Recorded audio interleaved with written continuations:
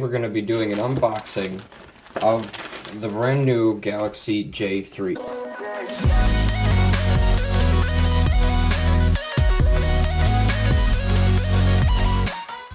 What's up, guys? This is Andrew from TechBloom, and today we're going to be doing a little something new on the channel.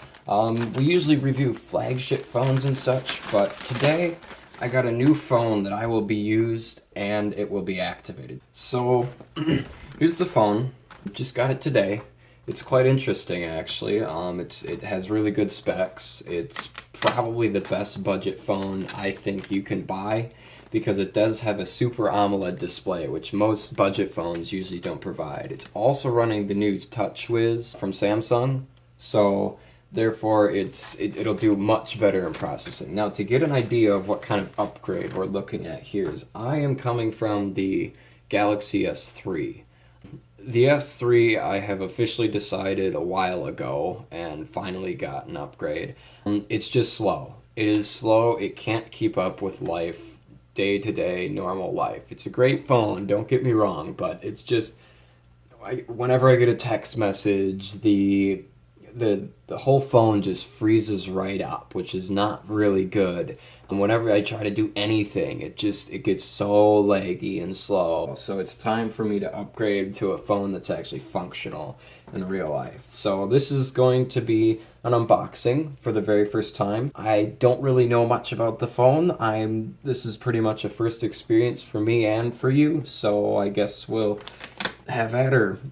I went there and my friend helped me price match it out. Didn't pay the full $149 that they wanted for it. I paid $140 after all said and done, after everything you get. Alright, so let's take a look here. You got the cover. It's just Samsung Galaxy J3 with picture. The back, just regular Virgin Mobile advertising. You have the flap. Inside the flap, it tells you a little bit about the device. It's got a 5-inch Super AMOLED display. The AMOLED display is at 720p. It's got 303 pixels per inch, so don't always rate your display on its resolution. You have Android Lollipop 5.1. Hopefully it will come to 6.0. You got a 5 megapixel and 2 megapixel cameras, which aren't that stellar, and that's what I do hear about the phone, but that's okay. 3G, 4G, LTE, which is normal, 2600 milliamp battery, and a 1.2 gigahertz quad-core processor.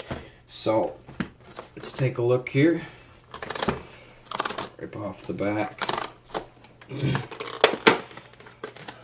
I have unboxed Virgin Mobile phones before. The LG Volt, the original one that came out, I lived with that phone for about a year because I wanted to buy my tablet. But so as we pull it out here, standard Virgin Mobile packaging. You got the phone sitting on front. You got the charger.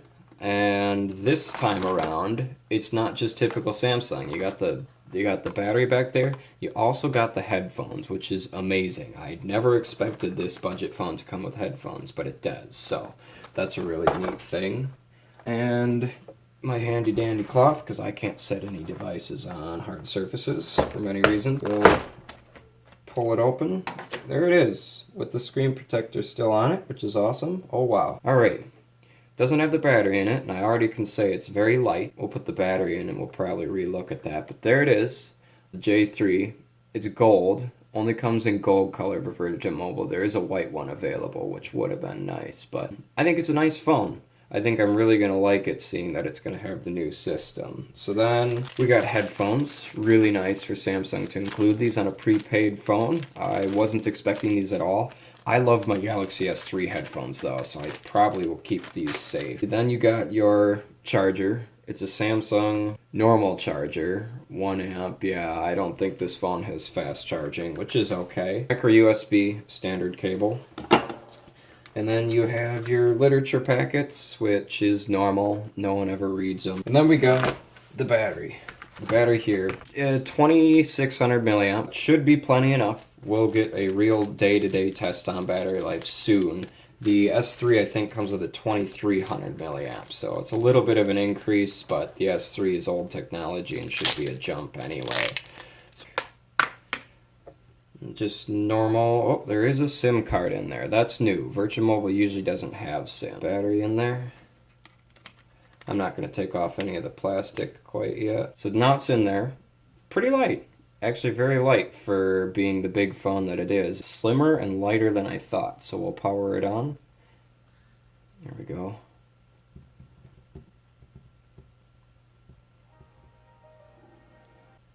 Alright, so we got it powered on.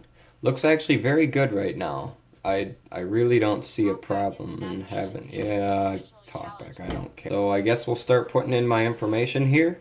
But that's literally about it. I'll come back to you guys once I got it all set up and ready to show you what's going on. Alright guys, I'm back. We're going to be taking a first look at the J3 here. So what it comes with your ready, set, start guides, which are just basic guides to normal things that you do. Comes with another one in Spanish, and it comes with your important information guide, which has no meaning because nobody reads it anyway. It also comes with a pair of headphones, which is surprising for Samsung, as we talked about before. So let's take a look at the phone. I got it all set up, and let's see what it's about. So here's the phone. Taking a look around the edge, it's gold. It's got this chamfered plastic edge all around. The volume rocker is one normal stable button. Bottom has the charging port, microphone. Go to this side, you just have the sleep wake button. On the top, you have the 3.5mm headphone jack. So not much there. The back, I think, is actually quite unique. The back is another gold piece, and as you can see, I didn't take the plastic off yet. That is on purpose, just in case you're wondering. You got the flash, the 5-megapixel camera, and the speaker grill. The speaker grill is okay. It's more than adequate for a budget phone. You got the Samsung logo, and behind the battery door, it's a 2600 milliamp battery. I put a 32 gigabyte SD card in there, and this, I actually figured out, this is the Galaxy J3 6 dual SIM, so it actually can support 2 networks, which is pretty cool, because I have it registered with Virgin Mobile, but it's actually registered with 2 networks. So, looking at the front, turning the screen on, it is Android 5.1.1, which hopefully they'll be getting the 6.0 update soon, but as you can see, we just have the little bloop unlock. Pull down, it isn't a double pull down like 6.0, it's just one, but you have your general notifications. This time around, we do get a flashlight in there, so you don't have to go and download an app, which is really, really nice. It does come with ultra power saving mode too, which is really good. Instead of the auto brightness control, we have the outdoor control. What that will do is it'll turn the brightness up to 100% for 15 minutes, and then take it right back down to where you have it. It's a 720p Super AMOLED panel with 303 pixels per inch, which for a budget phone, very impressive. It's very clear, very vibrant, popping colors. So just looking around, you got your normal app drawer and stuff. The camera, you open that up. I'll take a look at that. It's okay for snapping just a quick pic of whatever you need. It doesn't come with much at all. Continuous shot, just a few Samsung features, but for a budget phone, it doesn't need to be perfect. You got the weather widget.